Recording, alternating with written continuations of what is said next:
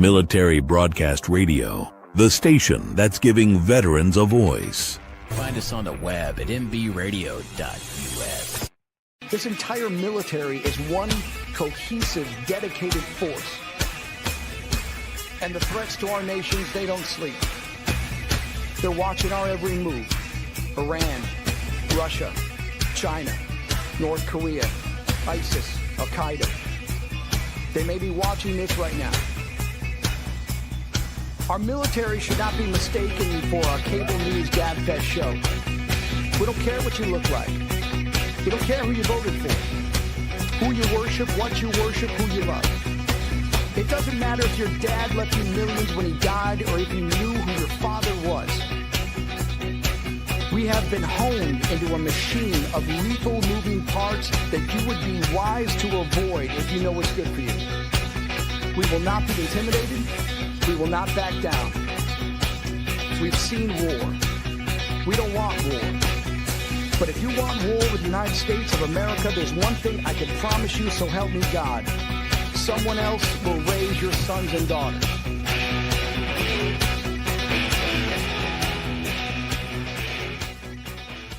Opinions expressed in this program are those of the speakers and do not necessarily reflect the views or positions of any entities. Turnbuckles and Stogies. Yo, what is up? What is up? Yo, happy Sunday. Another Sunday with your favorite hostess with the mostest. My dad, I'm doing a wrestling match. I looked at her and said, hey, I'm on to Brooklyn, you. We're not in Brooklyn, sir. We're in upstate New York in Dutchess County.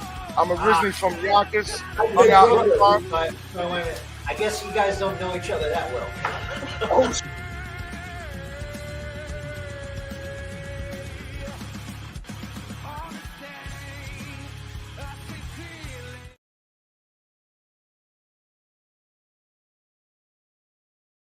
Yo, what up, everybody? Happy Sunday.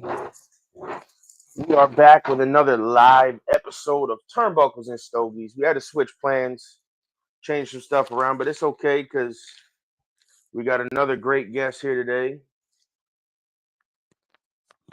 So, as you guys saw, we're supposed to have, hello, there goes the phone. Bill Alfonso on. We're supposed to have Bill Alfonso on. We had to change plans and shift gears due to some stuff. It's okay because you guys heard us talk about the Made Fight League last week and the week before that. So we decided to switch gears and bring on the owner of the Made Fight League. Sure. Because why not? Right? Let's bring him on and let him talk to you guys, and you guys can learn because everybody's been asking us about it. Yeah. So I figured let's switch gears. Let's bring him on. He's here. What's his name? Mr. Trap Gambino is here, the owner of the Made Fight League. So I'm very interested to hear all about it and kind of learn more of how he got here and what made him start this and stuff like that. So we are going to get into it. I'm actually going to light up a cigar from June. So let's Street Meat Pack. So let's bring him on. The interview of the week is brought to you by Jersey Mike's, a sub above. And here he is. Yo, what how's up, it going, man? guys? What's going on? Man, that's one hell of the military intro. I like that. If you're not patriotic, we actually work with a radio station out of Colorado who does podcasts and everything else. They're here to give first responders and veterans a voice, and we work with them. They're out of Colorado, MB Radio. It's military owned and run and operated. that's amazing, man. I felt super patriotic after watching that one. Well, listen, you get used to it after a little while. Hold on, player. And I know you're a player because I see all your stuff going on. Use a player. Use a pimp. Use a pimp, player. Yeah, something like that. So tell us I had because to turn you up a little bit here. Here's my thing. So we have joined your stuff, right? Your Discord and everything else. Discord. He joined your Discord, whatever. So tell us that you wanted us out there. So how you tell us? Well, no, we'll get. How did you? What made you start this? So the Made Fight League was basically started because we're going against amateur fighting. We're directly competing against amateur fighting. There's a legal, I guess, stigma. I don't know if you want to call it loophole, if you will, that these promoters use to get rich off of these fighters' blood, and they don't pay these fighters, and they get away with it by calling it amateur fighting. Like literally, these MMA fighters, these boxers will go out, they'll get starched, knocked out cold, and not get a paycheck for it. But the guy in the suit, the promoter, gets rich, and he's selling tickets. Fans show up. It makes no sense to me. Right. So we basically started a league to show and prove that it's possible to pay quote unquote amateur fighters and professional fighters, and everybody deserves to be paid when it comes to fighting. These guys are warriors. And funny enough, we wanted to go the whole like real actual combat sports, just strictly combat sports route. And I've always been a wrestling fan.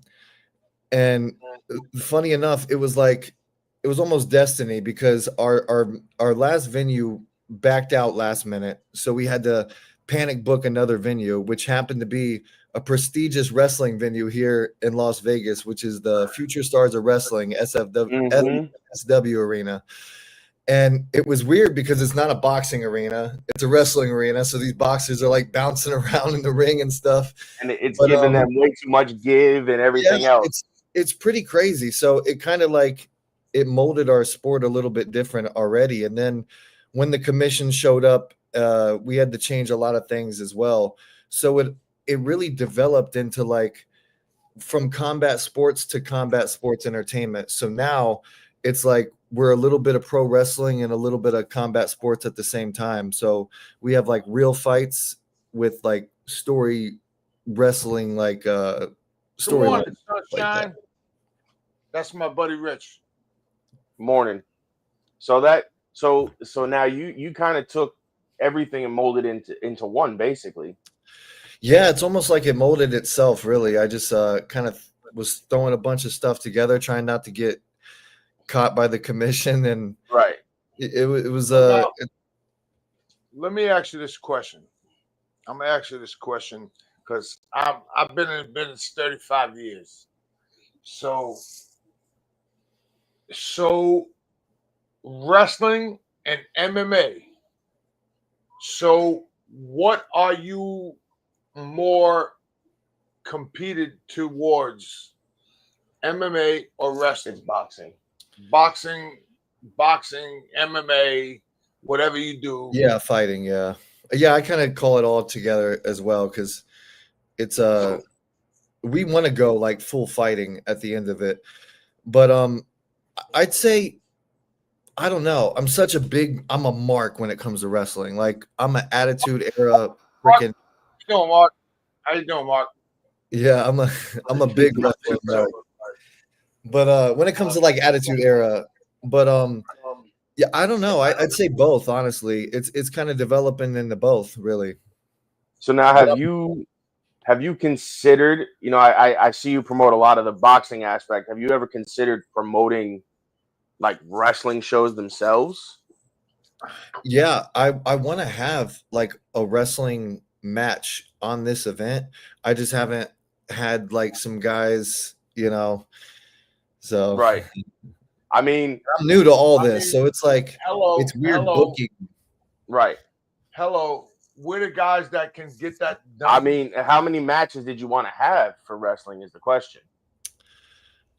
For Halloween Heatwave specifically, right now we'd probably only have like room for one because everything's pretty booked for Halloween Heatwave. But like after this event, we're going to be traveling around and we're going to have a lot bigger investors after this event, so we can actually put money into bringing people out and actually having a team that moves with us. For example, we're going to have like Nitro girls.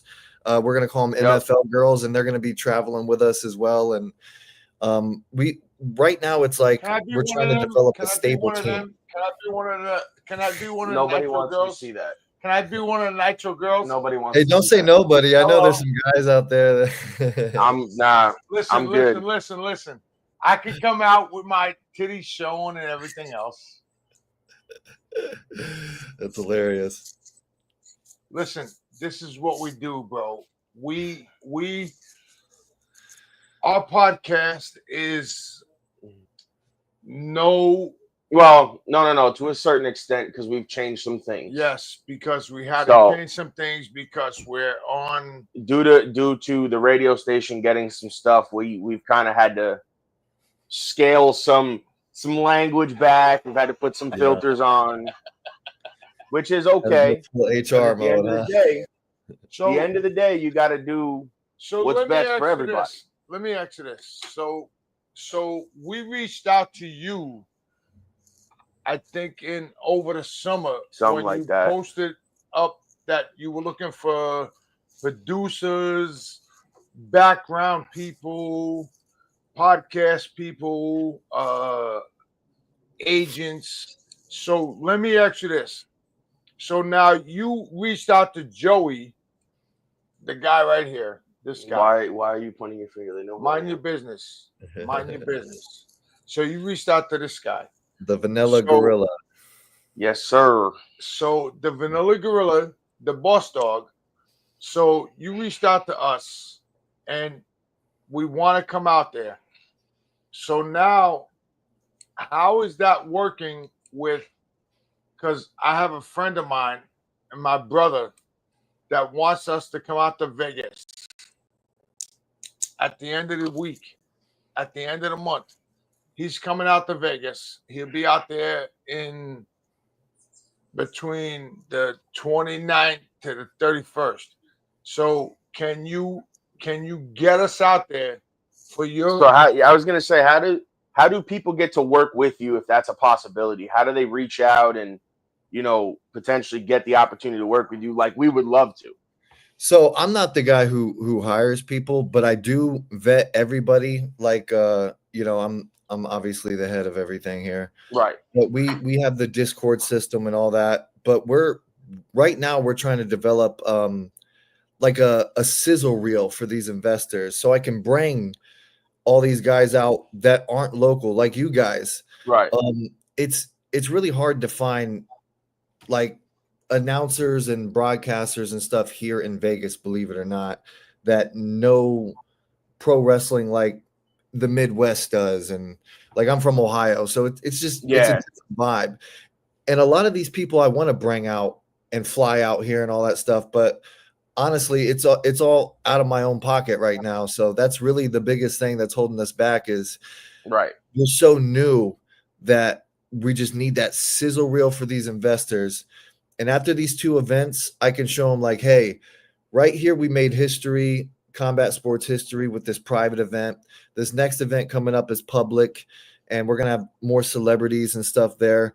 And once I put that all together, I feel like these guys have no choice but to invest in us. And once we can do that, we can start traveling around doing our own thing with not relying on FSW to have our ring. We can have our own ring. We can have our own people. And right now it's like a bunch of guys just working together to try to make some magic happen. They're trying to capture lightning in a bottle to be able to put that on a reel and show these I'm going to tell you this.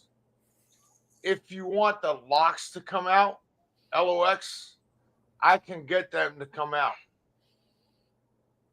I can get the locks to come out with us. That'd be cool. I can get them to come out with us. All I got to do is make a phone call. It's right here in the phone. I can get the locks to come out with us. I like that. So, just so you know. And as Bro. far as the wrestling goes, if that's something you're interested in, that's also something, we can help out, especially with knowing, having been around for so long, me having friends that do it as well. If that's Yes. something you're interested in, we can definitely figure something like 100%. that out too. I need story guys. Like I'm good at I'm a pro wrestling fan, Right. but it's a lot easier to put two boxers together and be like, hey, this is a good matchup. You can't do that with wrestling. You have to actually plan shit out and have a story behind it and why these guys are fighting each other and all that. I can tell you right now, I that's the hardest part, because I sat down with a company we worked with as far as storylines go, and I sat down with somebody else who at the time I didn't know. I literally met him over like a Zoom meeting with the owner of the company, and he brought us on to be booker and creative and stuff like that. And I sat down with this other kid, and me and him sat on the phone the first night for like 9 hours and wrote out a year's worth of storylines and then contingency plans. If this guy gets hurt or can't make it, who can we put in place? So it's not easy, but if you have the right people in that system, it's very doable. Yeah, that's what we're missing right now is creative storylines and all that. But I'm hoping after this show we can do that, because right now I just we have a bunch of people working hard, but they're working, we're working off scraps over here in Vegas, and it's hard because we're doing big things off little fumes, but we're doing. So let me ask you this, bro, and you reached out to Joey. You wanted to fly us out. No, he said not now. He said he's got to wait after this event. Okay. That's what he said. He's got to wait until after the event because he's trying to put the reel together for the investors, which is smart, because doing all of this, whether it's a wrestling company or like what you're doing yourself or anything, it's hard without the investors. I learned the hard way the last event. I paid so much money for the last event, and then I got fucked over on. Oh, I'm sorry I forgot. No, you guys. No, go ahead. It's okay. Just curse. I got screwed over on production, post production and stuff like that. I literally had to wait a month just to get my footage back, and it held me back so much. So now it's I'm not doing anything unless we have our own money to do it and not rely on anybody else. Right. Because it's if they screw up, then I look bad. So yeah, right now we're working on just funding ourselves instead of having to everybody. Right. And now, what other venues have you ran? Because I know you said you're running with FSW in FSW's place now. Have you ran any of the casinos out there or anything like that, or is that kind of the commission is big dogs? Yeah, well, the commission is so on you out here that if you do anything that doesn't look like pro wrestling, they'll try to shut you down immediately. So that's why when they came out to the first event, I literally had to go in the back and tell the guys, which pisses me off. I'm going to do it differently this time, but I had to go in the back and tell the guys hey, we're going to have to do body shots and pitter patter to the head, because the commission's here, so we can't have any knockouts, and we can't announce winners. It was really for lack of a better terms, we had to cuck these guys when they're basically, yeah. So let me ask you this. So when you go to Vegas, do you have a lot of cut open everything? What do you mean? Well, he said he said they can't do that because of the commission. He said they couldn't do that because of the commission. Let me take care of that. He said the commission couldn't do it because I'll take care of that. Don't worry. I take care of it. He knows a guy. I take care of that. Let's take a quick commercial break, and then we'll be right back.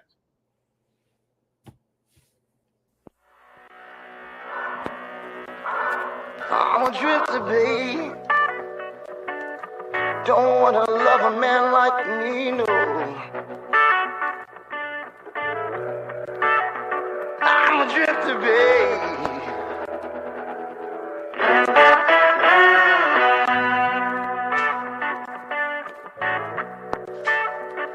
'Cause I'll be loving you tonight, but tomorrow I'm gonna leave.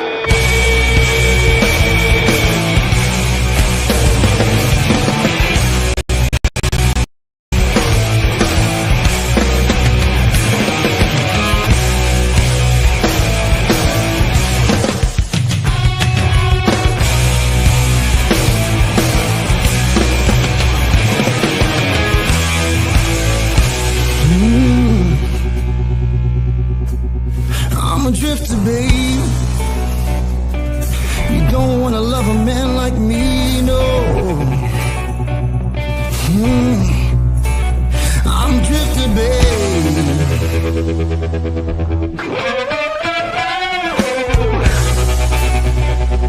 Alright, 'cause I'll be loving you tonight, but tomorrow I'm gonna leave.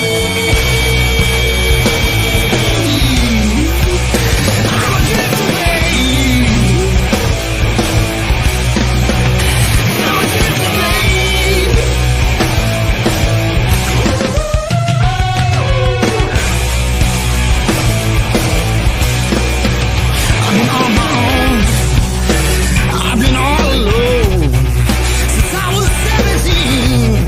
Oh, I've been on my own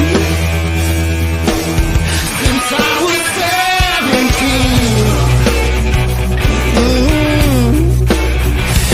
I'll be loving you tonight, but tomorrow I'm gonna leave.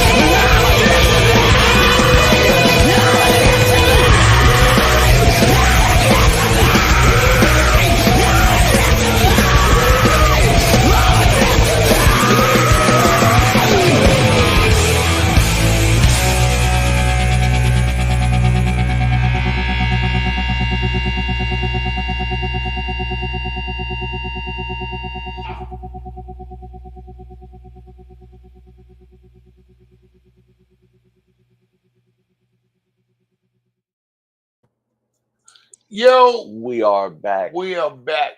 Yo, the Vanilla Gorilla, the Boss Dog. We're live with Mr. Trap Gambino, owner of the Made Fight League out of Vegas. They got a show coming up October 31st. Make sure you guys go and support it and watch it. I've been seeing videos of some of these guys, and it looks entertaining. I'll tell you that. Looks like it's gonna be fun. It's going to be an interesting show. Yeah, they usually are. Even wrestling shows get interesting sometimes. So, kind of tell us a little bit about you and what made you want to start, this Made Fight League, and kind of how you went about doing it, and kind of just give everybody a little bit of background on you and the company itself.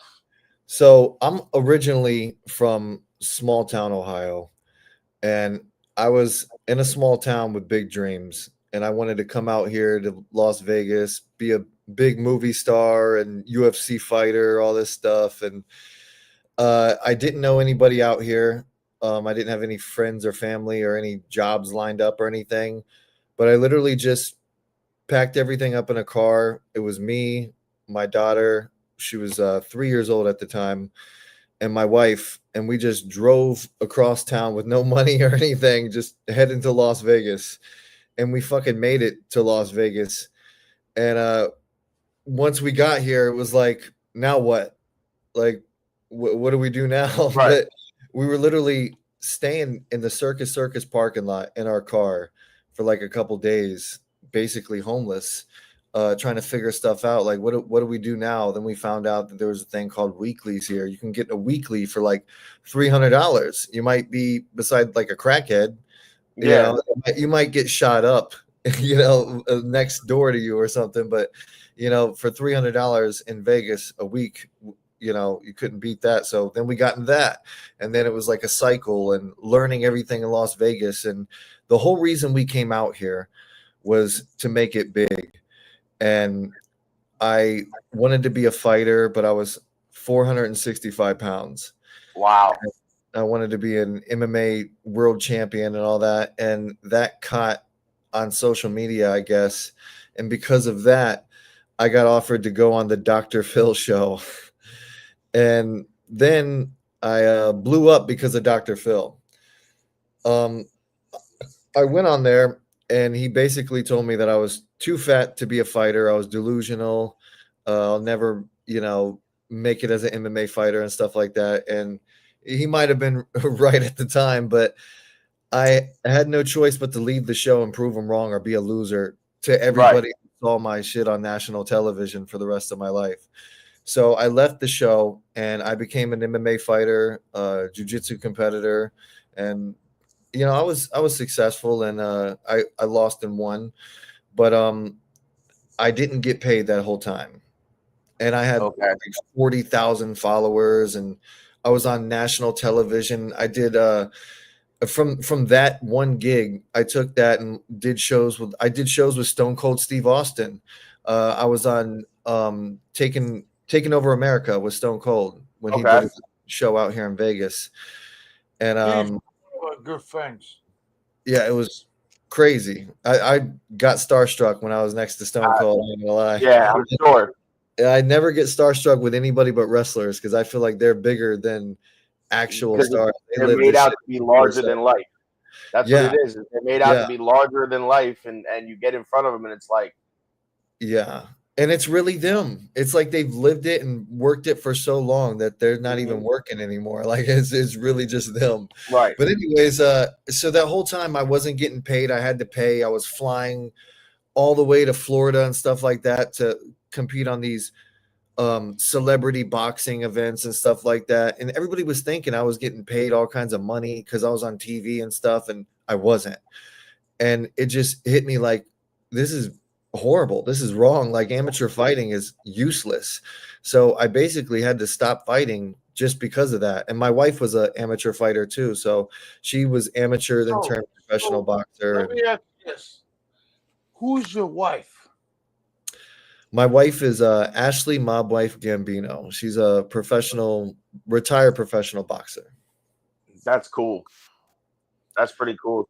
Yeah, now, she's a tough girl. You guys basically come from a essentially fighting background of a household. Yeah. We started training together like in the living room and stuff, and I started coaching her, and I sent her out to places to fight, and it all pretty much started with like me training her and then slowly getting in shape from me training her. And then I fought once she got pregnant, because it was like, well, now she's pregnant, so because she had our second kid. So yeah, it's pretty wild. So now, is she part of? She helps you out with the Made Fight League and everything like that. Yes, I'm assuming, right? yes, she is the COO of the MFL. She does That's a pretty great cool. job. Yeah, That's pretty cool. yeah. Now, You'll definitely meet her.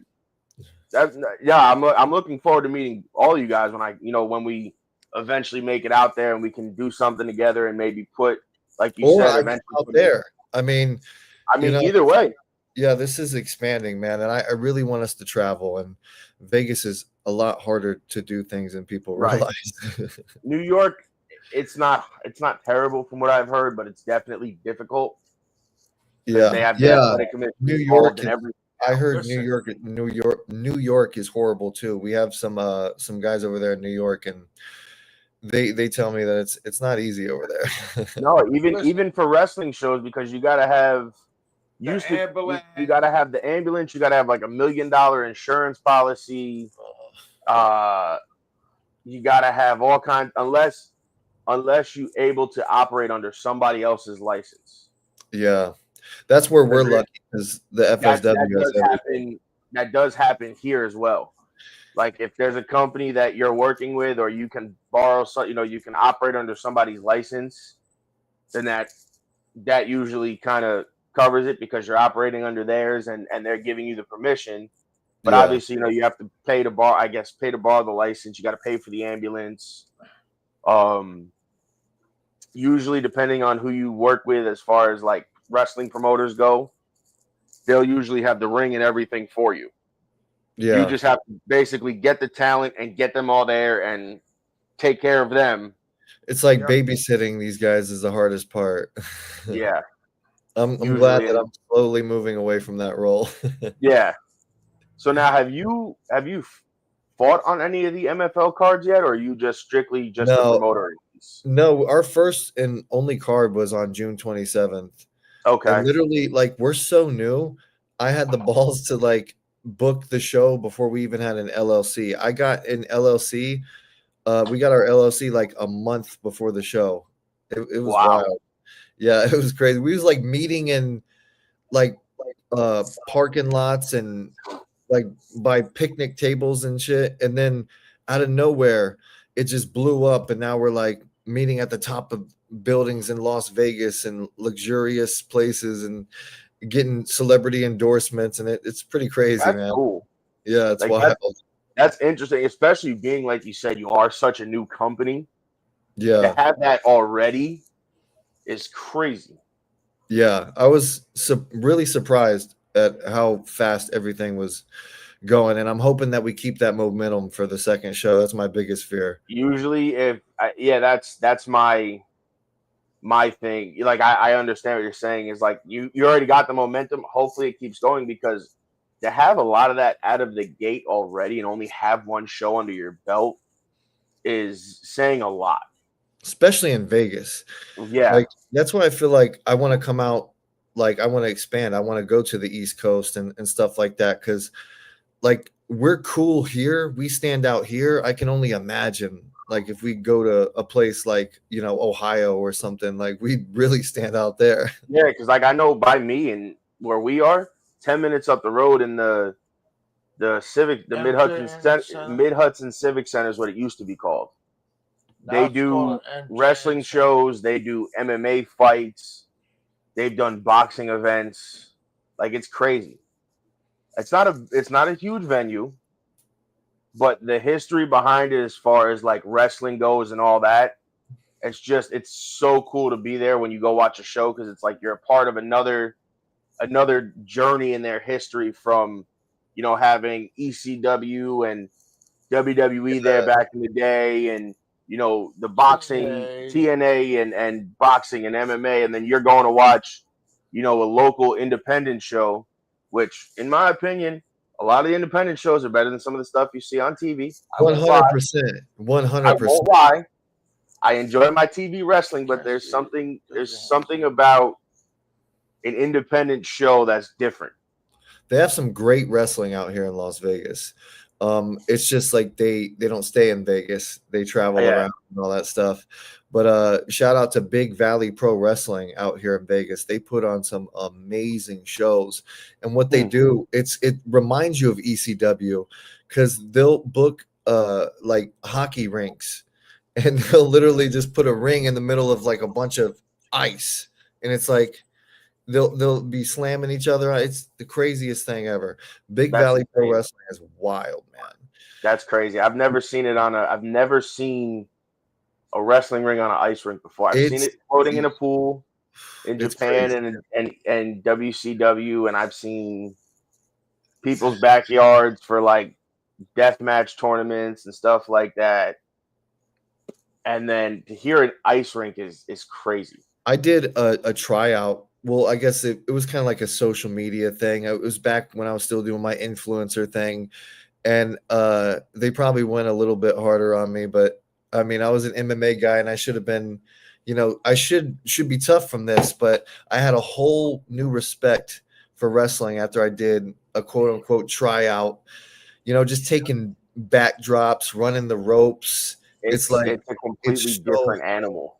Dude, my head hurt for like weeks after that. Like these guys really are bumping, and like when they say bumps, they mean it. Like this ring isn't. I can tell you from experience, when they say bumps, they bump and it hurts. Oh my God. Yeah. I was like, I almost puked because I was just like, this is my head. I felt like I had a concussion or something just from taking like just I think you froze on me. Correct. Even if your chin is tucked, they weren't used to that, that jerk of your head after you're done. Yeah, and I was trying to like land flat and all that, but it's tough, man. Wrestling is no joke. It's so much even harder. For veterans, it's still sometimes it's tough for them to land because you'll get dropped backwards in an awkward way, and you got to try to, land flat, and sometimes it doesn't work. And I've done jujitsu, boxing, MMA. I've tried out for wrestling. I feel like wrestling is 10 times harder than like any of those. Maybe jujitsu is a little bit rougher because like you got to learn all that stuff. But when it comes to like just toughness, like wrestling is no fucking joke. Right. And obviously for you being a fan, that had to be pretty cool to be able to get the opportunity to have that tryout. Yeah. I was marking out the whole time.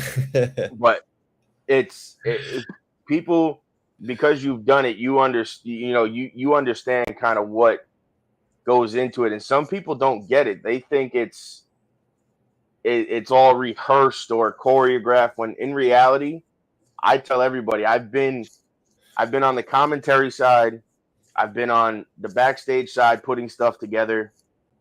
I've been in the ring wrestling. The only thing that a lot of people find out is who's going to win that night. And it's your job to go out there and get you there. Yeah.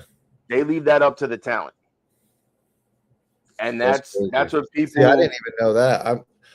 I'm like, that's what I mean. Like when we put together matches, I'm going to need guys like you because I really don't know how like that works. I'm used to watching it. I'm like, this looks so much easier than Thankfully, you when we do get to work, you have him, you have me. And then if you're looking for more wrestlers, I might have a team that we worked with in North Carolina. Okay. They're in DC, but like you're looking for the lightning in a bottle, and we went and captured that in North Carolina. Nice. It was the first time we ever worked with them. It was the first time we ever worked with them. You did media for them? No, I wrestled for the company in North Carolina. Oh, okay. I wrestled for them. Because we're a tag team. So he wrestled with me. He was my partner. I did the creative for the show. I helped out with creative. That's what I mean. Like I have yellow legal pads just filled with storylines and match cards and themes for the shows, and like the stuff that we put together, me and the other guy in creative.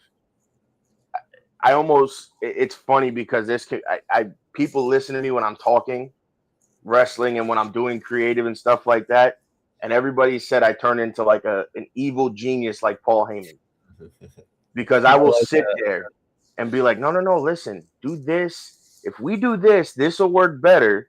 And then the kid I was working with was like, you know what? I like that idea. When it was nice because there was no fighting between the two of us. You know, like you get a lot of guys, they bump heads. Me and him were just kind of like, yo, let's 100%. like we were just sitting there throwing ideas at the wall. You know, just like, does this stick? And he was like, it will, but if we put this person here, it'll stick better. Okay, cool. You know, done deal. You know, that's kind of how it works. And I don't know if it works the same way with you guys when you're putting like the boxing fights together and stuff like that, because you know you got to put. I would assume you got to put styles together, right? As far as like boxing goes. Yeah, this event. Of that. Yeah, for this one, I chose the matchups just because this event went a lot differently, and I'm just trying to get the best out of this one. But essentially, we're gonna have it to where the fans choose the matchups, and that's part of like the VIP experiences. Right. They get to choose to vote on the matchups and all that stuff. Yeah, I like that. That's pretty cool. You know, I like the fact that the fans have a say, because a lot of companies won't do that.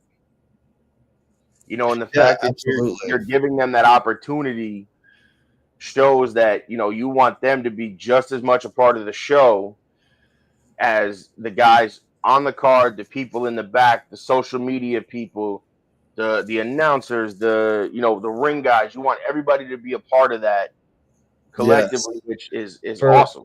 For example, last night, I'm still recovering from last night. We had a meet and greet at this club, and all the VIPs got in for free. Anybody who's a VIP of the MFL gets in for free, hangs out with us and all that stuff. But eventually, I want it better than that. I want it to where like we can literally like, oh, you're a VIP, you're an MFL VIP. Okay, we're having a party at this time, this place. How about we just fly you out here? You know what I mean? Right. Like, I want us to be set up like that, building to where like we're a secret society and luxury at the same time, and keeping everything in the circle. And once everything's in the circle, with all this AI taking over all this stuff, and everybody's trying to be their own boss, and as long as we just stay working together and stay in the circle and really build on this, I feel like we can make this a super lucrative business. No, absolutely. And especially if you go into the wrestling aspect as well, like you said, and kind of expand not only from the boxing aspect, but kind of venturing into that, you know, pro wrestling area. Yes. You definitely can get onto something, because, you know, independent wrestling, and people may not realize this who don't follow it. I do. Because honestly, like I said, I love independent pro wrestling. I do. I enjoy, like, I will sit there on a weekend, like, okay, like when the collective came to Vegas, when you had GCW, Japan, you had everybody in Vegas. I sat on my porch for like 9 hours and just watched wrestling from start to finish all morning and all night. And that's just because I love watching what goes on and keeping up with everything, not only for the show, but for myself, you know, to be able to get ideas of maybe something I can take from this show and kind of put it together. Yeah. You know, and maybe, okay, if I work for this company, hey, listen, what if we took this show and take this match and this match from the show and kind of combine it into one match, you know, and see where this goes, or maybe use this match and this match for different ones. You know, that's how my brain sort of operates. Like you're entertaining and learning at the same time, right? Yeah. No, that's absolutely. Like I steady got a YouTube playing on my TV, but it's never like stuff to keep me entertained. It's always like I'm learning from this, you know. 100%. Like I'll literally watch I'll watch like old school 90s Howard Stern stuff just to learn how to put together a show. And I'll take that and develop it into the MFL in some kind of way. Right now I got what is it? Halloween Heat Wave, or no, Halloween Heat Wave. WCW Halloween Havoc 1989. That's crazy. I'm playing right now, Sting versus Flair. Which if you didn't see, I don't know if you've seen it. Speaking of Sting, his son actually just debuted last night. Really? Yeah, No, I did not see that. What did he debut as? Like, what's his character? Stephen Borden. Just him? He goes by his real name. Wow. No gimmick or anything? He came out, dude, he looks just like Surfer Sting. Like he Really? came out plain black trunks. As I call it, like the Surfer Sting, like, you know, crew cut all the way. He's got jet black hair. That's crazy. And they said he did great. I gotta check that out. Dude, I'm trying to find it. I'm trying to find it on YouTube because I want to see it. I've just seen. Yeah, I gotta check that out for sure. It was him and JD Drake versus Darby Allin and Killer Cross, who came out of FSW. Oh, okay. It was Darby's friend has like a standalone exhibit in New York in the city somewhere. Wow. It's an art exhibit with a pro wrestling ring set up in the middle for matches. That's crazy. Because, like they said, it's considered an art form. So they brought them out, and that's where he debuted. That's actually genius. That's great. You know what? People like, I'm like, that's actually smart. One thing that they did out here, so I used to, speaking of pro wrestling, they're kind of pro wrestling.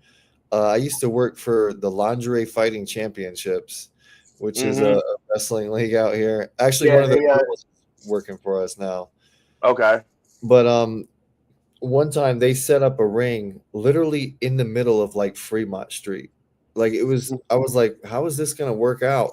And then it was like, they didn't even need to promote anything because it's right there. So all the fans just was like, what is this cool shit? And they came and it was like one of the best shows they ever did. You know what? Setting up a lot of times in places like that or down in like, who was it?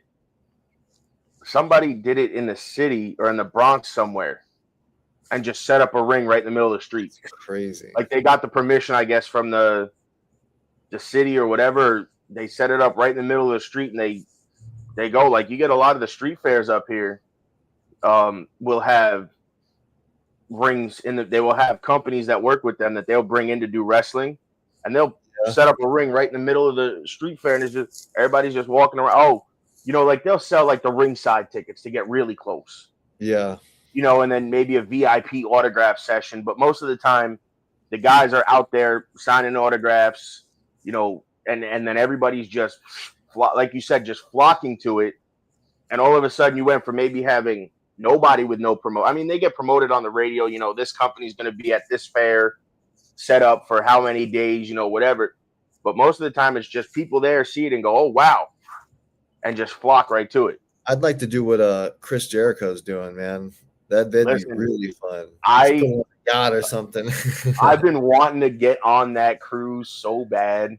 That's so just as a fan, I wanted to go on the cruise.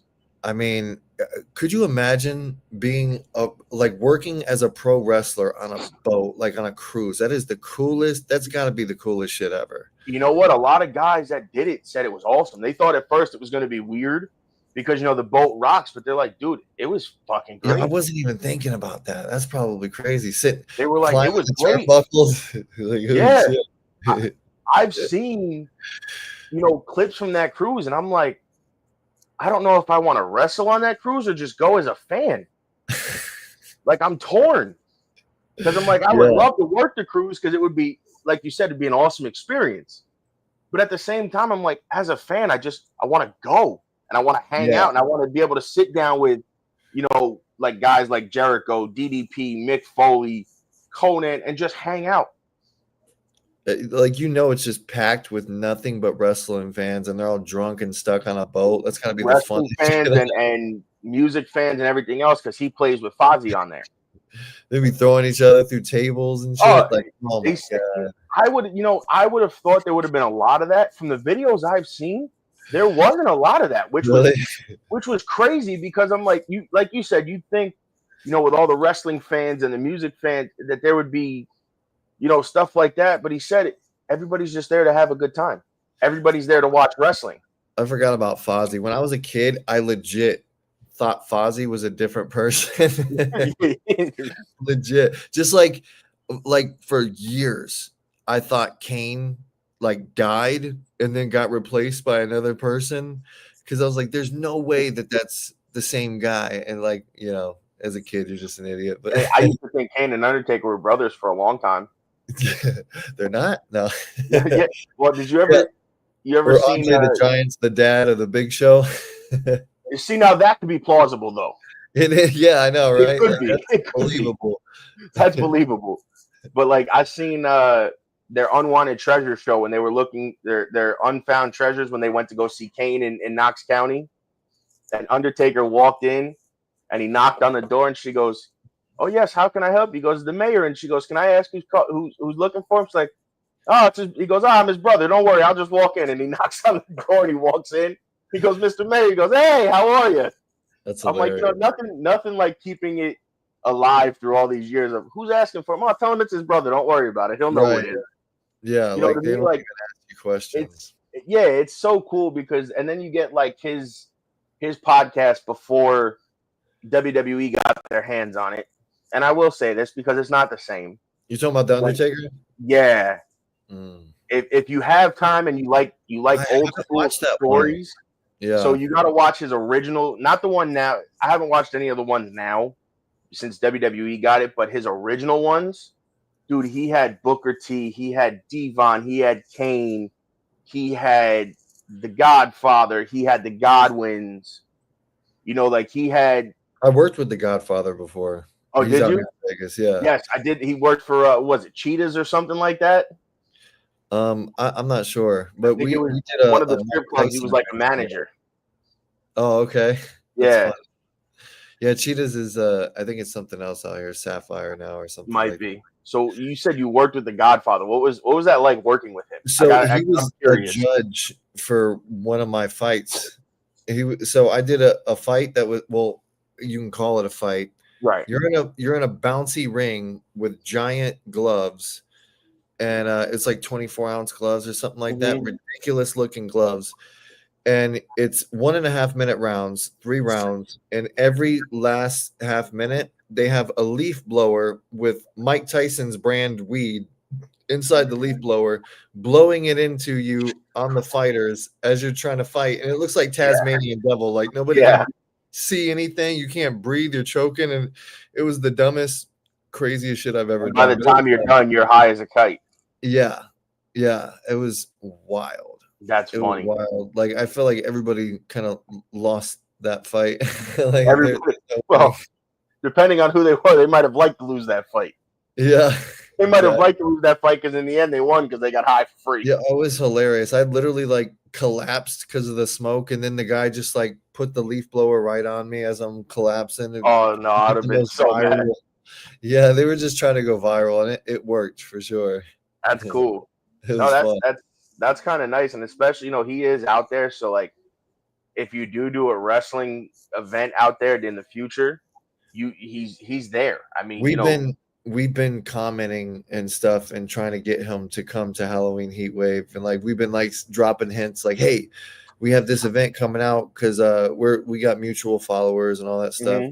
So we've been subtly dropping hints. It's just like, a lot of these guys want and deserve an appearance fee. Right. And like, we have some celebrities coming out for this next event, but we can't announce them because if we announce them, then we have to pay an appearance fee. Right. So we have to be like, oh, we got a secret special guest. Yeah. As soon as we put them on a flyer, now we have to pay their managers all kinds of thousands of dollars. Right. And stuff like that. It's I mean, great. you might, because you are in the FSW. So you might maybe be able to ask them to see if there's any way you can get some of their people there, as far as like, because you got, like I said, Killer Cross came out of that school. And I think he still lives in Vegas. Yeah, Willie Mack. Mack, yep. If you watch Juggalo Championship Wrestling, he's called the Chocolate Juggalo. Willie Mack was just at the event I was at the other night, Booty Slap #2. I've seen that. Yeah, I saw you posted up. I said, I'm not gonna lie, that's a competition I want to go to. Yeah, he was there. That's cool. He was one of the guys there. No, I've heard he's really cool to meet. I haven't interacted with him. I didn't even know that was him, honestly. But Chocolate, he goes by when he works for Juggalo Championship Wrestling, he goes by the Chocolate Juggalo. Oh, that's hilarious. It's awesome. But he's another one, man, that a lot, like I said, Vegas is like you said, it's hard to work with because of the commission.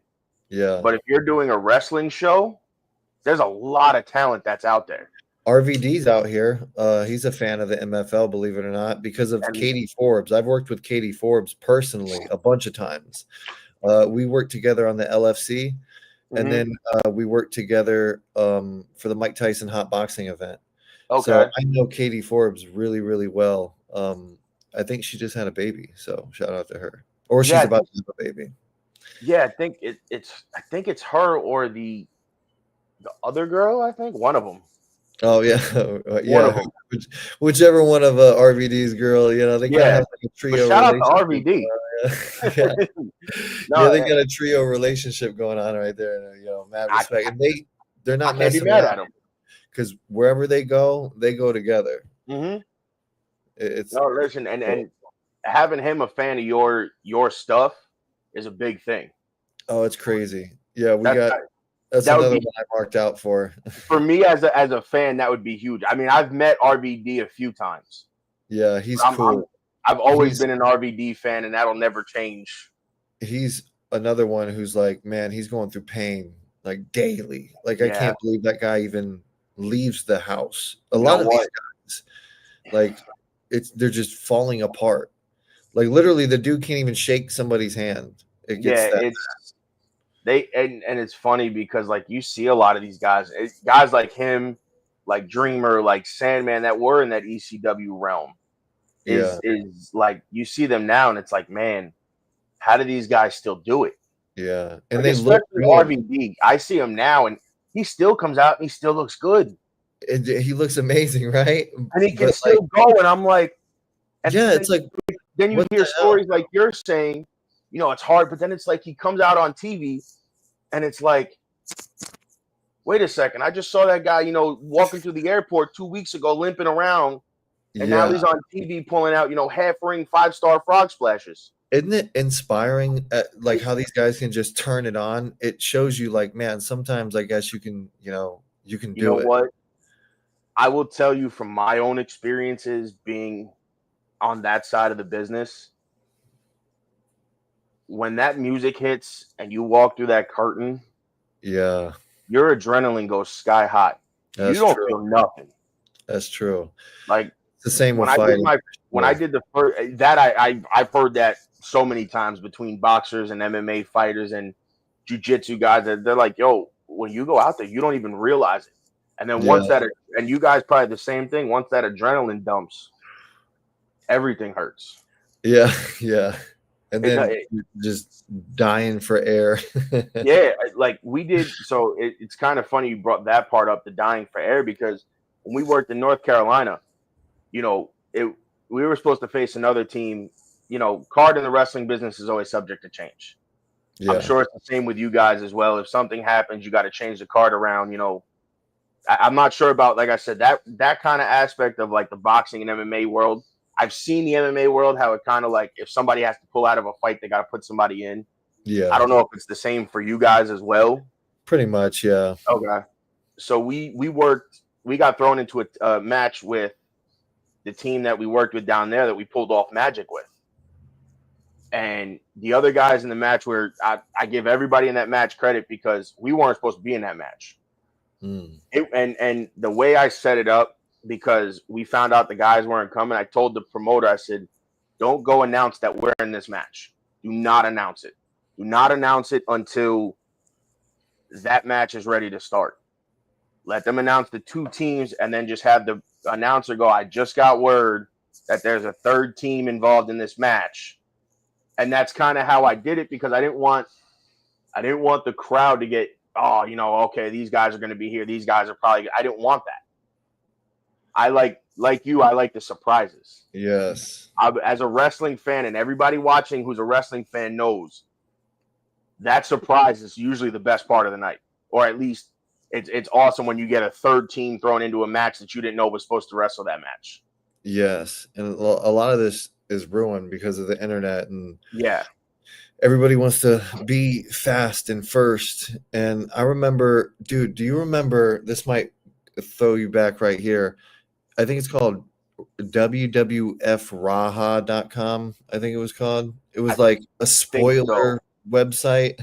Yeah. But, like, you literally would look at it and it would be like rumors, like The Rock is returning next week. And like you and your friends would be like, oh man. Yeah, And I remember that. Like, that was crazy. But now it's like you already know everything before it happens. Yeah, because you have Dave Meltzer, you have Fightful.com, you have, you know, all these different websites that'll put out spoilers, and I as a fan try not to pay attention to those because I don't want to know. And these characters are losing their power, their star power, because of that. Like, I like the fact that The Undertaker just started doing podcasts and stuff, because for like 20 years he was the fucking dead man. You know what I mean? Like, and he said, he goes, this is not something I ever thought I would do. Yeah. Like in his original 6 Feet Under, he said, that character. He's like, he goes, they wanted me to do it. I said no for so many years. He goes, I figure we'll give it a try, you know, and if I don't want to do it, I'm out. And then you get to hear all these stories of like road stories that you normally wouldn't hear anywhere else. Stories that went on behind the scenes with him and this one and that one, or, you know, the infamous WrestleMania with Shawn and Steve Austin when they didn't know if Shawn was going to do business that night. Yeah, Shawn was apparently an asshole back in the day. Taker goes to tape his fists because obviously, if anything's going to happen, who are you going to send out there? You're going to send a legitimate badass out to that ring to make sure business is properly done. Yeah, the Undertaker's a boss, man. He don't fuck around. No, I need to start watching his podcast. But I'm really big into Maven lately. Maven Huffman. Maven, I was a fan of. If people can hate me, I was a fan of Maven since Tough Enough. Yeah, me too. I just liked him. One of us. Yeah, him and Josh Matthews. Yeah, they were guys like us who grew up as the reporter. Did he turn into a reporter? Okay, yeah. He works backstage for AEW now, actually. Oh wow. Okay. Yeah, he worked backstage for them, but I was a fan of those guys because they, like you said, they're guys like us. Yeah, I had the biggest crush on Nydia. Understandable. I could see that. I was a Trish Stratus fan myself. Oh, me too. I think everybody was. and a Stacy Keibler fan. Yeah, I remember the ZZ Top Legs days. Mm-hmm. Stacy Keibler, man. Mm-hmm. When WCW was in, that's one of the few pay-per-views I went to. I was at the Invasion pay-per-view when it was in Cleveland, Ohio. So what was it like being there? Now that you brought that up, because I've never had a chance to ask somebody who's been there. What was it like being in that building for the Invasion? Yeah, it was crazy, and like I think like 9 years old. And there was literally like fights in the crowd, and we were high up.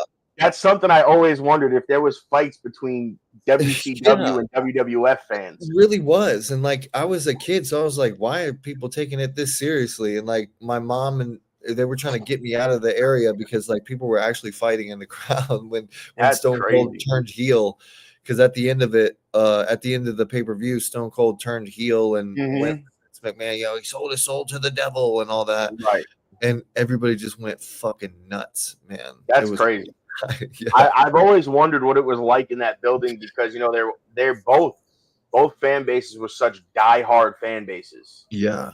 And they were really working it too. Like as soon as you got there, they had like, you can buy all the WCW merch here. You can buy the WWE merch here, WWF at the time. Oh, that's cool. Yeah. It was a war. Listen, I've seen stuff like that. I haven't seen stuff in person like that, but I've seen, you know, I've been in companies where they've had other companies come in and invade. And it's kind of cool, especially when you see like right now, for instance, Invasion going on is Juggalo Championship Wrestling and GCW Game Changer. because they were working together, but at the same time they were feuding too. You know, like they did Gathering of the Juggalos, and it was the Gathering of the Juggalos night 1 and 2, and it was Juggalo Championship Wrestling versus GCW. I keep forgetting that ICP was like they legit was like wrestlers back in. Yeah, and well, they were until Mike Awesome decided to Razor's Edge Shaggy Too Dope, and he hit the top of the bus and just went boop, all the way to the floor and broke his neck. Yeah, he broke his neck. Wow. The only one that was left after that, well, I think he wrestled in TNA for a little while during the Asylum days. But usually it was just Violent J that was doing it. Like now, Violent J is involved in almost everything. Shaggy's more involved once in a while in commentary and stuff like that. You don't see him too much in the ring. Yeah, I like them. I know Jim Cornette's not the biggest fan, but I think he's another dream guest of mine. Cornette, love him. I could listen to him for. So you've listened to have you listened to his podcast? Oh yeah. Oh my God. Okay. I'm glad. Because everybody's like, he's got his own shows. I'm like, shows? Yeah. I'm like, they're fucking awesome. I listen. They have a compilation on YouTube that's called Jim Cornette Buries the Universe. Yeah. Oh my God. It's great. I've listened to that like 5 times. It's great. I mean, like 7 hours long. I listen. A lot of the wrestling ones I listen to are him, Jericho, Tony Schiavone. I'll listen to Bischoff once in a while. Oh, that's probably a good one, Bischoff. I got to check him out. It's interesting. I'll to say the least, it's interesting. I listen to Jeff Jarrett a lot too. Bischoff would be an interesting side of things, coming from a CEO of a. Yeah, he does. I was stuck on his for a while. I haven't listened to it in a while because I got so stuck on when Jeff Jarrett came out with his My World. Yeah, with Jeff Jarrett, it's him and Conrad. So I kind of got stuck on that, and I've kind of just been. I've binged that. I binged What Happened When with Tony Schiavone. There's so many out there, man. I mean, you have mine. Like everybody goes, yeah, but you don't listen to yours. I said, I do. I listen to it back. I said, but Stevie Richards is another good one. I've listened to some of his YouTube videos. I've been watching him a lot lately, actually. He's an interesting case because a couple of years ago he wasn't even supposed to be walking again. Really? A year or two ago, whatever it was, he had all kinds of problems. He couldn't walk. He couldn't stand. Wow. Yeah, it was crazy. It was nuts. And then you got Raven, I think, has his own. Wow, that'd be interesting hearing Raven. Well, he's got November 18th. I think it's going to come out on Prime and everywhere else. Raven's got his own documentary. Oh, I think it's called both The Raven or The Raven Effect, something like that. That's cool. I'm checking that out for sure. I'm a big Raven fan. I knew it came out because I heard about it and they were doing screening parties for it. And then all of a sudden it popped up on my newsfeed and I'm like, oh, I have to go. I'm a Raven fan from the WCW versus NWO Nitro in 64 game days. I always picked Raven. And he was so underrated too, man. He was good in ECW. He was all right in WCW, but they handcuffed him with that Ravens flock gimmick, and they didn't really do him right. And then he went to TNA after WWE. I forget what promotion it was. Multiple time NWA champ. Yeah. And his TNA storylines were, oh my God, they were awesome. See, I didn't see anything in TNA. Everything I seen was in WCW. If you have the time and you do subscribe to the TNA app, and you can go back and watch the Asylum days, which was like 01, 02. Like Jeff Hardy shows up, Sting. Is that the 6-sided ring? This was before the 6-sided ring. Wow. When they started with the NWA, they ran a 4-sided ring. Is this the same promotion that had the stuff that they would like climb ladders and stuff above the ring? I think it's called the TNA like Ultimate Division or X Ultimate Division. X. Yeah, something like that. Yep, AJ Styles, Chris Sabin, Samoa Yes. Joe. That was Chris like whatever Daniels. happened to that? That was cool. The video game was cool. Yeah, so it's funny because I always wonder what happened to the 6-sided ring. You've bumped in a 4-sided ring, and it moves, but it's stiff. A 6-sided ring had no give, none. They said that's why they got rid of it. Jeff Jarrett said that's why they got rid of it because when you would bump, guys were getting hurt because there was no give. And I guess it would be like you have to change the entire like thing of wrestling. Like you've been learning how to run ropes with 4-sided rings. Yeah, they said it almost kind of was the same, but the problem was when you would bump, it was like there was no bounce. It was just when you hit, you hit. Yeah, those ropes are relentless. No, the ropes, they're not fun. Like when I did my first show, I've had 2 matches since I've debuted. My first show was in New Jersey, ironically in Bayville, which is like right by the shore. So, I tell everybody that's why the shore, I mean, I've been going to the shore since I was a kid, the seaside, but that's why it holds such a special place for me. I said, because, when I debuted, I was given that opportunity to wrestle in Bayville, which was 10 minutes from Seaside. So I was like, that area holds a special place. And then, when I got booked to go to North Carolina, knowing wrestling, that's Crockett territory. Yeah. So to go down there, I was like, oh, if we're going to do this, we're doing this right.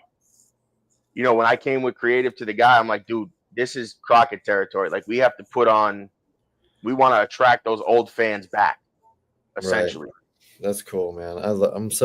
I feel like this is all coming back when it comes to wrestling. Like the more AI is flooding everything, the more everybody's just like, everybody's caring about views and shit. Like it bothers me so much. It's so annoying. What the views are good for you, but and I'm not going to knock views because everybody needs views. I need views on the podcast. Like I won't knock the views. You need them on the MFL. But the thing is if you have compelling storylines in your company, if it's a wrestling company, whatever you're doing, if there's a storyline compelling enough, you're going to draw those views in. It may take some time because, maybe you see my show and then go, whoa, that storyline that he worked with was great. And then you tell this person, they tell that person, this person, that person. And then eventually everybody flocks to that channel. Right. And then, they get to see everything and kind of pay attention. And then that's when your views go up. Yeah. Yeah. And these viral views aren't going to last for a lot of people. Like this whole slap fighting thing. I'm sitting here watching these slap fighters get literally 17 million views. Yeah. And then 5 people will follow them on Instagram because of that. I know a few guys that I worked shows with that got recruited to slap fighting. Yeah. One of them debuted last night. I worked a show with him up by me, like 20 minutes from my house. Lou Bruno. Oh, okay. He was a pro wrestler that they brought in a lot of pro wrestlers to do slap fighting. And he was one of them. And I happened to work a show with him in a mall. Same thing, like you said, of setting it up in the middle. Like this guy that runs up here, he runs he runs a gym at a school, and then he does like one of the big malls 20 minutes from my house, and then another one 45 minutes from my house. And he just sets up the ring. Dude, I was watching it because I was commentating one show, and there was people just lined up on the second floor of the one mall just watching. And then you had people just walking around, standing there watching. And then when they ran the Palisades Mall, which is a 4-level mall, there was people stacked around on all 4 levels watching.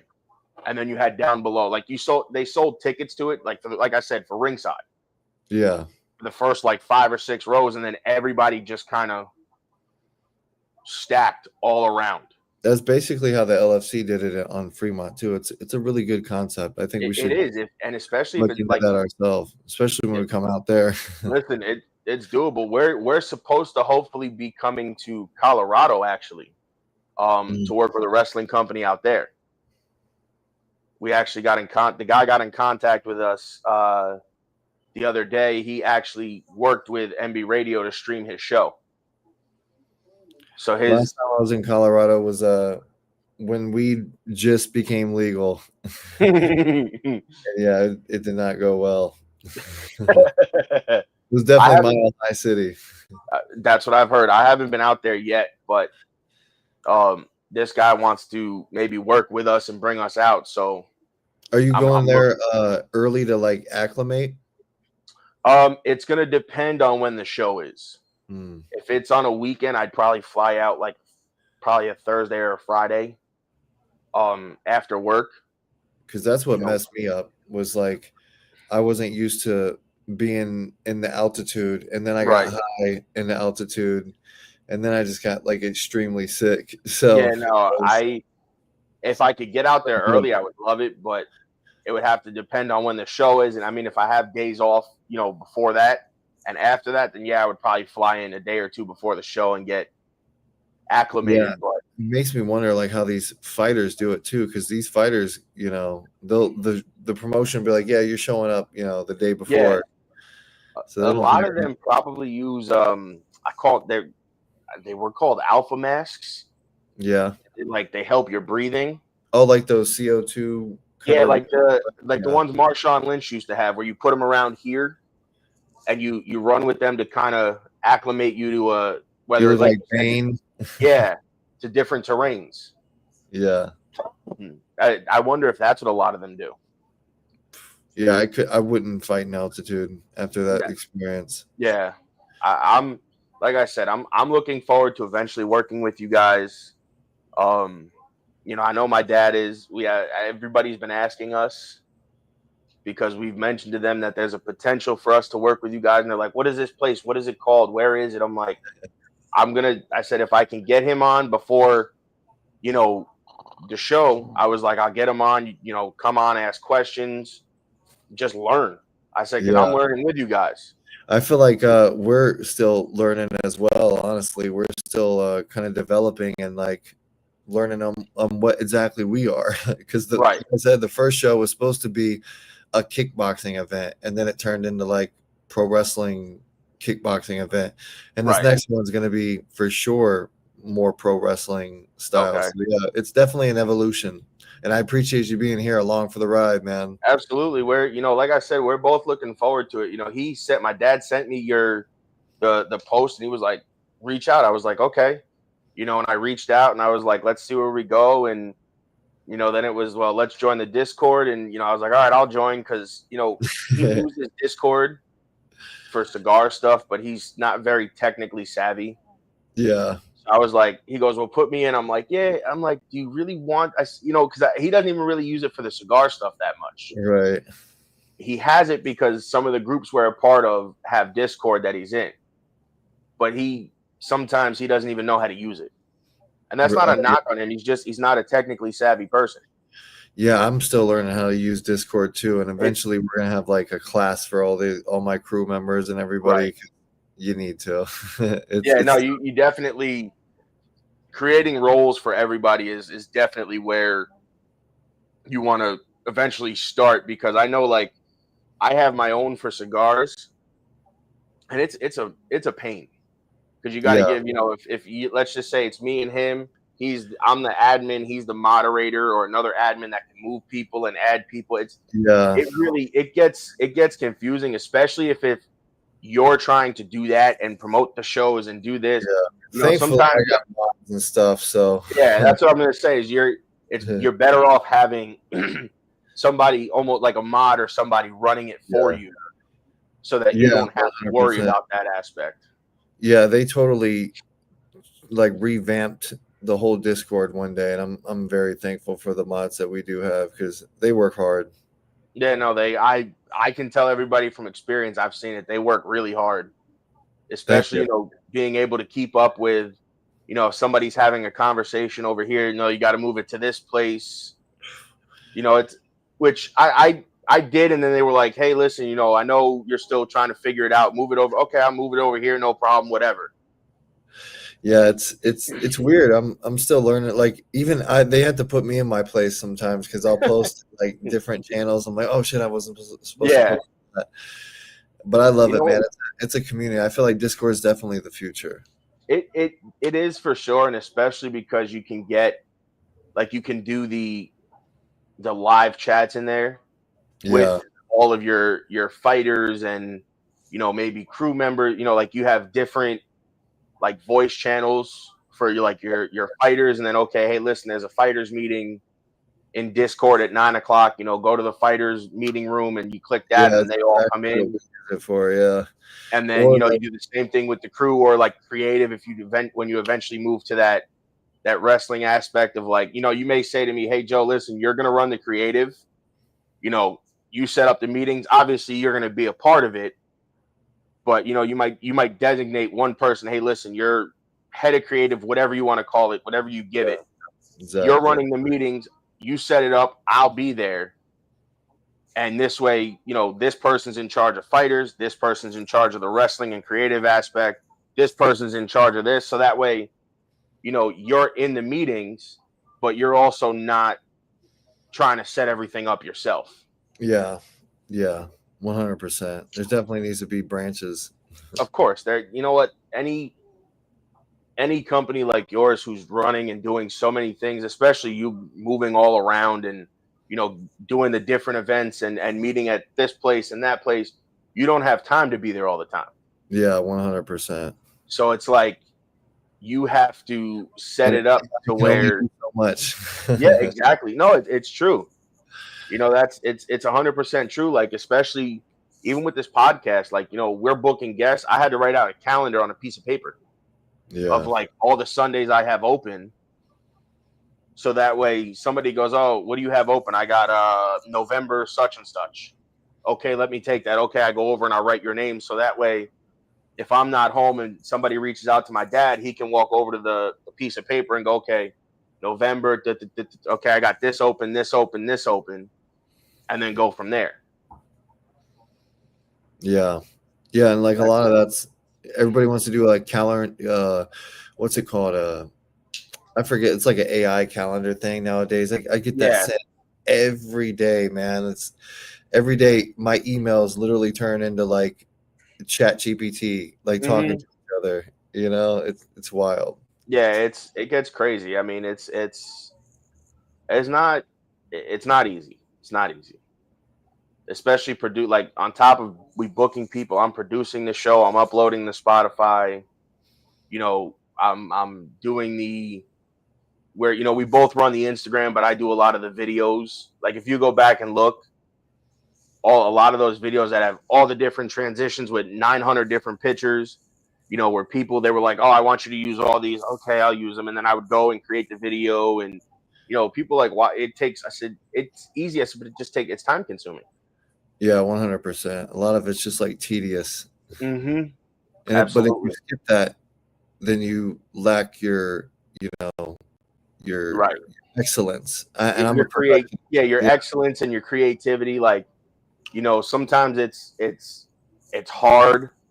Like when you sent over the logo, I was like, you see, like a lot of people don't send logos, so it's a lot harder because I got to use all the pictures. You sent the logo, that's why I'm like, it's easier to just, I like using the logo because it identifies your brand, it identifies you, and it gravitates people towards where they want to be, right. And that's why I like the logos. But like a lot of cigar vendors send us pictures of their cigars and the factories and stuff, so we try to use those. Each person is different. Wrestlers, they send me 10, 15 pictures. No. Whoa, no. No, they send me like 8 or 9 pictures and I'll use them. And then like during the show, they'll be like, oh, we're going to commercial. Yeah. Oh, I'm going to email you such and such picture.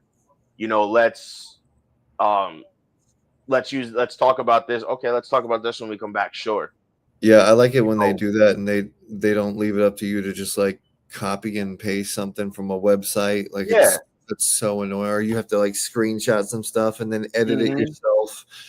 Yeah. No, like last week we had a wrestler on who the Metal Maniac, he was very good friends with Jimmy Snuka for years. I mean, like, wow. if you booked Jimmy Snuka to wrestle, you booked him. He had pictures and like personal Polaroids of his that we used on the show. He had a picture with him and Taz when Taz was the Tasmaniac. Pictures of him and that's cool. Hercules. I'm a You know, Taz pictures. fan. Oh, I love I know Taz. Taz is a fan of himself, but Taz is always a fan of himself, and I'm okay with that. He's another person eventually I would love to just sit down with. I'm on Italian, here. so I thought he was like the toughest shit in the world back in the day. He was like the thug in WWE. Yeah, choking everybody out. I tell everybody now, like his son wrestles in AEW. Oh, really? Yeah, his son Hook wrestles in AEW. So behind, man. It's crazy. One day, one of the shows, they were doing something, and they went in front of Taz and beat up his son or pushed Taz, and he stood up from the announce table, and I jumped up. I'm like, just drop him on his damn head. I don't care. Just do something. I'm like, just do something. Transmission. Yeah, I didn't care what it was. I'm like, just do something. One of my favorite angles, pun intended, is his angle with Kurt Angle. Mm-hmm. I feel like they had one of the best feuds because they're both so technically sound when it comes to wrestling. Yes. Just like, you know, those who shall not be named is also a technically sound wrestler. Mm-hmm. And Kurt Angle. It's a shame that he shouldn't be named because he's so fucking good. He's so good. But Hillman, Kurt Angle, also great. You know, oh it's my like God. real. It's like this ain't even pro wrestling anymore. This is actually like Olympic fucking. Like literally.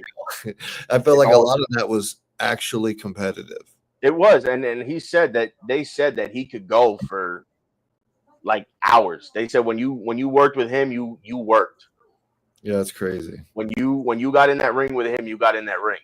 I'm a big Angle fan, Brock Lesnar fan, and Brock Lesnar is actually what made me a fan of MMA, because I was a wrestling fan first, and then my brother hit me up one day. He was like, "Hey, did you know Brock Lesnar is going to get into a real fight?" I was like, "Like for real? He's going to get his ass whooped." And then it was actually the fight with him and Heath Herring was the first I've ever watched.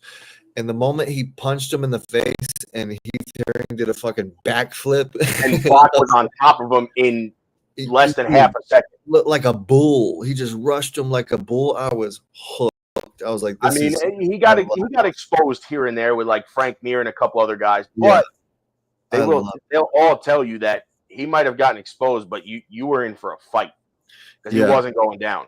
I'm a huge Brock Lesnar fan. I'm a big Brock Lesnar guy. I always was. I liked when he fought at UFC 200 against Mark Hunt. And yes, like, it was a quote unquote boring fight, but like he was so smart about it, and like for not fighting for that long and then just coming back out of nowhere and totally dominating a real fighter like that. Like, and then Mark Hunt complained that he was on steroids and all kinds of stuff. He got the win reversed. Steroids, you know? Yeah.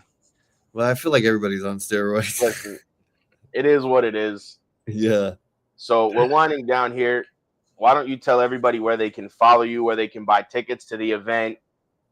And you know, this way they can, if they're in that area and they want to come see it, tell them where they can follow you, buy tickets, all that stuff. Absolutely. So we're on Made Fight League on Instagram is our biggest platform right now. And we had a Discord community. These guys are part of it, helping us out with everything there and engaging in the Discord. So if you join the Discord, you get to talk to them too. And we're trying to develop a fan base here. And if you join the Discord, we're also playing the pay-per-view there. So if you're not in Vegas, come to the Discord and watch some fights on Halloween. I'm actually intrigued to do that. That's actually intriguing. Yeah, dude, it's gonna be fun. We're gonna be playing it all live, and you're already a VIP, so yeah, man, it's gonna be an interesting night. The commission's gonna be there, so again, but at least you know now ahead of time. Yeah, and it's gonna be drama. I have a lot of interesting things planned for the commission, and now that I know what I can do, we have control of the lights, the sound, and everything. And that's the only hints I'm giving. But we're definitely going to the commission. And then, like you said, some special guests as well. Yes, definitely some super special guests. So there you have it, guys. It's been another fun episode. Also, remember October 25th, Battleground Pro Wrestling in Colorado. Get your tickets. Go support MBR. Support them. Eventually, you might see me in Colorado. You never know. Never know. You might see me wrestle. You might see me commentate. I might just get thrown in there to just take people out. You don't know yet. So on that note, guys, it's been another fun episode, and we will see you next week. Where's that? Where did my video go? Ladies and gentlemen, thank you for tuning in to Military Broadcast Radio. As we wrap up today's show, we want to remind you that the podcast of today's episode will be available right after we go off the air. So if you missed any part of the show or want to listen again, be sure to check it out. And remember, we're here to support and honor our veterans. Your stories and experiences matter, and we are committed to giving you a platform to share them. That's right. We're here to give our veterans a voice. So don't forget to catch the podcast and stay connected with us. Giving our veterans a voice.